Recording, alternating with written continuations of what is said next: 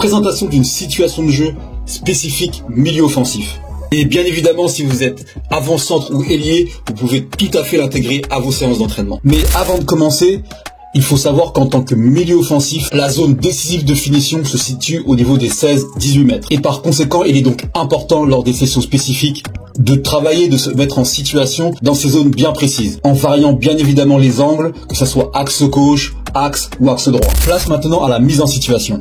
Dans un premier temps, vous placerez vos coupelles, piquées ou autres, en sorte que vous ayez une coupelle qui représente un milieu défensif, une coupelle qui représente le latéral gauche, une coupelle qui représente un défenseur central en couverture et une coupelle qui représente un autre défenseur central. À partir de là, vous vous placerez, vous, dans l'angle mort du milieu défensif et vous allez offrir une solution de passe au porteur du ballon.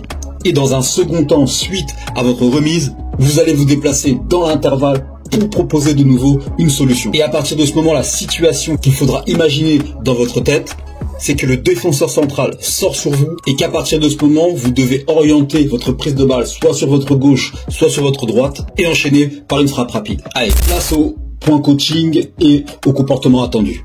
Dans un premier temps, on mettra beaucoup l'accent sur la qualité de la première remise. Dans un second temps, bien évidemment, la vitesse du déplacement dans l'intervalle. Dans un troisième temps, ça serait la prise d'information sur la position du défenseur central qui sort sur vous, que vous pouvez mettre en place si vous avez la possibilité d'avoir un vrai défenseur. Par la suite, on mettra également l'accent sur la qualité de la prise de balle orientée, afin que celle-ci ne soit pas trop longue pour pas que le défenseur central qui couvre soit susceptible d'intercepter ce ballon. Et pour terminer, l'accent sera mis énormément sur le fait de cadrer un maximum ses frappes, et cela avant même de penser au nombre de buts. Car à cette distance, pour un milieu offensif, étant donné que ce ne sont pas des situations, des actions de but nettes, on attendra donc du milieu offensif qui soit en mesure de cadrer un maximum ses frappes, ce qui fera de lui un joueur efficace dans ces zones-là.